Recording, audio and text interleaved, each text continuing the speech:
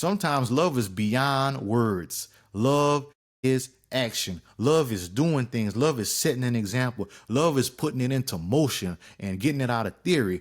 Too many times we talk about what people should do, and we need to be doing stuff. We shouldn't talk about, well, you know what? I would do this if I was you. Do it. Or if I had this, I would do more. Do what you can.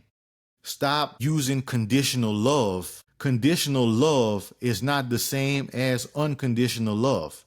I mean, it's obvious because of the definition and the words that I said, but there's so big of a gap besides just the UN. Conditional means I would do it, but there's always a but. There's always a condition. There's always an if.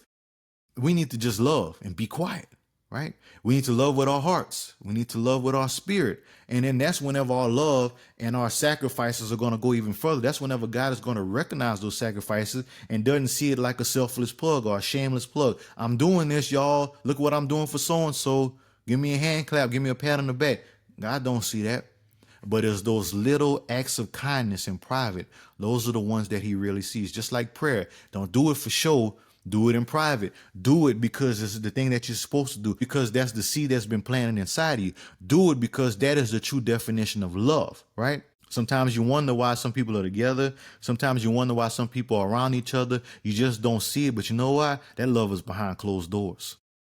Those people love each other, but they don't need the pat on the back. They don't need the confirmation of those on the outside to prove their love. And we got to realize that in our world, in our lives today too. We don't need confirmation from other people. If you love somebody, love the way that you love, because it's your unique way. As long as you're giving of yourself, that's all that matters. If you're loving with action and not just words, it's going to mean something. If you're loving in the dark, it's the same as you loving in the light. Thing about it is that you don't need that amen corner. You don't need people watching. You don't need followers or viewers in order for them to confirm that that's love. Your gut and your spirit is going to tell you, and we're going to get into that point where you're going to know what you're doing because of the way that God has portrayed it. You're going to know because of that feeling you have inside your chest. And we're going to continue on to that right now. 19 says, this is how we know that we belong to the truth and how we set our hearts at rest in his presence. If our hearts condemn us, we know that God is greater than our hearts and he knows everything.